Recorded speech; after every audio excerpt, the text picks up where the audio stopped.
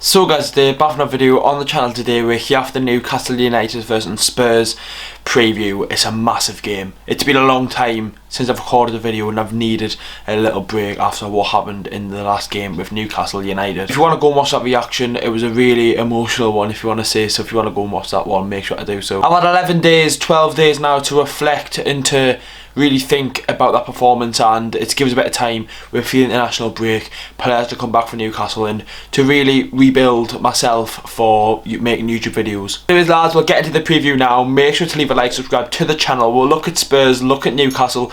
It's a massive game, isn't it? Anyways boys, let's get straight to the preview now. Let's look at Tottenham Hotspur. So then, Tottenham Hotspur. At the minute, Tottenham are sitting 6th in the Premier League table. 48 points. It doesn't look that bad, but considering they were top of the league at the start of the season, they were like 18 games in and they were top of the league, doing really well, up there with Manchester City. And then it's just went downhill since the start of the new year. Losing players to injury, just losing games of football where they shouldn't be getting beat. And the big one recently was that massive defeat against Dynamo, 3-0 in a 3-2 aggregate game. Took them to extra time, and Obsic, the left mid, scored a hat-trick, and that really turned Tottenham Hotspur into what they really are and the reality of their football club at the minute. It was disappointing to see. I love seeing an English club do well in European competitions, and to see Spurs perform like that, it was unacceptable. It really was. But they did bounce back with a 2-0 win over Aston Villa.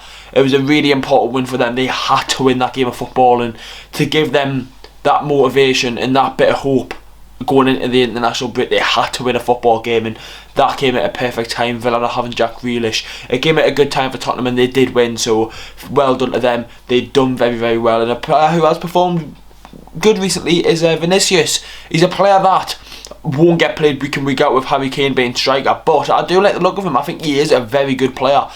Done very well for Benfica last season. Coming into Spurs, he can do well. He just needs that. It's like a lot of players need that run of games, and if he can keep playing games, he will get goals for Tottenham, and he will help them this season. Could help them get Champions League football or even top 5. They do need that. Considering Tottenham were in a Champions League final in 2019, 2 years ago, now they're sitting 6th in the Premier League, getting beat to Dynamo. It's not great for them, is it? But they have got a good team. I haven't actually read Jose Mourinho's press conference, but I've seen that they don't have a left back available from a football app. It's not sponsored, so I'm not going to say what it is, but it was like Reguilón out, Ben Davies out. Who can play left back? Because who can actually play there? I don't know. I don't know if they're going to play a centre back there. Tanganga goes left back. I don't even know what's going to happen. But hey ho, in Tottenham Hotspur, isn't it? Does Danny Rose come back in? Whoa, Danny Rose, he loves some mags. But it is a big game for Tottenham. They come to St James's Park after wanting a bit of revenge, I would say, after what happened at the Tottenham Hotspur Stadium, the third game of this season, where it was a mental 1-1 draw. 97th minute penalty by Callum Wilson, which was just crazy with the penalty given with the handball. Tottenham want to do that again, and coming to St James's Park, when they last came to St James's Park, they beat us 3-1. We need to go into this game, and we need to do something. So let's go on to Newcastle then. It's been a while since speaking about Newcastle. I haven't really posted anything on social media or anything on my Twitter or Instagram or anything about the club. Nothing really. Only stuff I've been posting recently on Instagram is like stuff that happened like 2-3 years ago and happy birthdays and stuff. I haven't posted anything positive in a very long time, and it's not good enough. It's simply not good enough. How can Lee Charnley and Mike Ashley sit there and accept the football we're playing? We've won 2 games in 20 matches.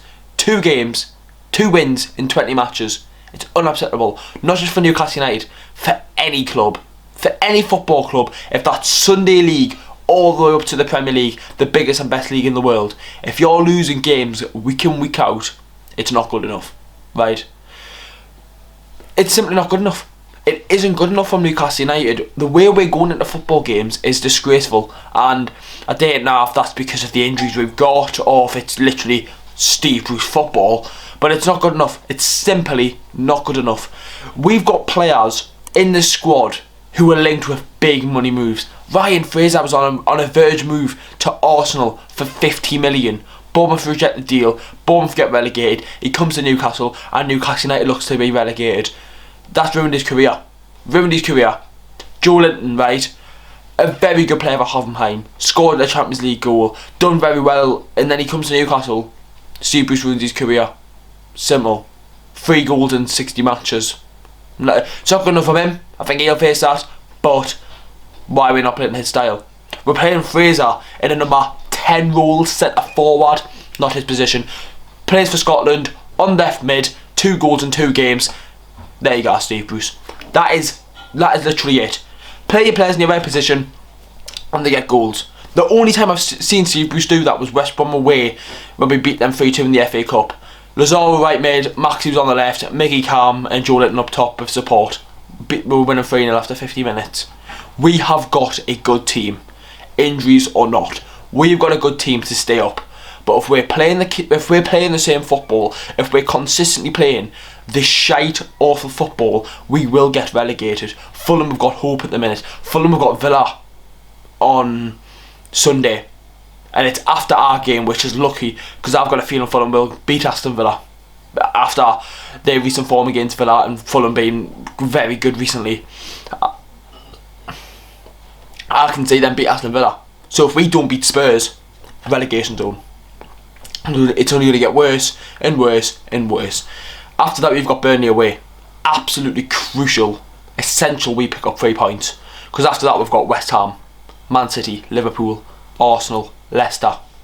We've got to be picking up points. And I generally think for the way Spurs are at the minute, we can win this football game. We've shown that we can beat Spurs before. We've shown that we can beat good teams. But if we're playing consistent football like this, we won't. Simple. And it's more to how Newcastle come into the game. Spurs can play shite and still win the football match because of how bad Newcastle United are. But if we go into the game with winning hope, going forward, getting chances, the only way I can't see us winning if Spurs show their quality, and the likes of Heung-min Son, who I don't know who's fit for the game, Harry Kane, Ndombele, quality players, they can come out and shine and show their quality, and that's absolutely fair enough, because if we win a football game to quality, I'm not lost. I'm not as arsed as I would be about a performance going in, not trying to win the game. We can't be sitting back. We've got to go for the game. We've got to go forward. And the only way we're going to do that is changing the system. You'll see it in the predicted team video tomorrow. I'm not trying to say anything about injuries or anything because it literally spoils that video. And I obviously want that video to do well. So I'm trying not to mention anything about injuries. The only person I will mention is Alan St-Maximin is back. So only one I'm going to mention from my predicted team. Brilliant news, absolutely fantastic, because he brings you that hope, he brings you that talent, and we do need that. Every time he's played this season, we've hardly conceded when he's played, and it's so shit how he's been injured for the full season. And he's the reason, if we're going to stay up, it's because of Alan St-Maximin. No one else. Maybe it's Callum Wilson, right? But for me, the main reason if we stay up is Alan St-Maximin. The quality and the brilliance he brings to a football club is ridiculous. And a football club should not be relying on a 24-year-old Frenchman. But guess what? Steve Bruce is back on my Army D, and that's what we've got to do. We are relying on players. It's beyond a joke. We shouldn't be. We're Newcastle United. Why should we be relying on Alan St-Maximin? You can put him in most teams in the world and he would perform. I can guarantee you that now. And we're very lucky to have him. And that is a main reason why I can see us maybe picking up a point or definitely getting a goal on Sunday. Being at home as well, it would have been nice if the fans were allowed in the stadium. But obviously this lockdown, you can see I've got lockdown vibes. Look at the absolute state of his boys. I can't wait. For the 16th of April I've got my haircut booked and I honestly can't wait. I feel shit recording these videos because I look like an absolute state. But I've got to be making the content for yous, and that is going to be the end of the preview. It's a massive game for Newcastle. It's crucial we win. We've got to win. Because if we don't win, in fact I can see Fulham beating Villa. It puts us 18th. Our goal difference isn't good, so it's not like under Rafa we could rely on our goal difference sometimes in the league. We can't under Steve Bruce. We can't. But we've just got to go into the game and try to win. Try to win. Just try and win the football game. I'm not asking for a performance where every single player is going to give us a 10 out of 10. Right? It'd be nice if I got that, but it's not going to be like that. If every player tried, if every player gave a 10 out of 10, gave their all, 100% effort, every player done that, we have got a chance of winning this game. After what's happened with Spurs recently, we need to bounce back. And if we don't bounce back now, we'll never bounce back. It's simple. We've came back. Everyone's fresh from international duty. If we don't bounce back now, we never will. And if we don't put a good shift in on Sunday, that's us relegated in my opinion. Simple as that. Anyways lads, that is the end of the preview. Make sure to leave a like, subscribe to the channel if you haven't already. Let's just hope we can go to the game and win. That's all I've said in this video, but we've got to win this game. Anyways boys, I'll see you all for the predicted team video tomorrow. It's a massive one. We've got some big injuries coming back and whatnot, so you want to watch that video tomorrow. Anyways boys, I'll see you all in the video tomorrow for the predicted team. I will be streaming the game as well on Sunday, so if you want to go and watch the stream, it would mean a lot. Anyways boys, see you in the next one.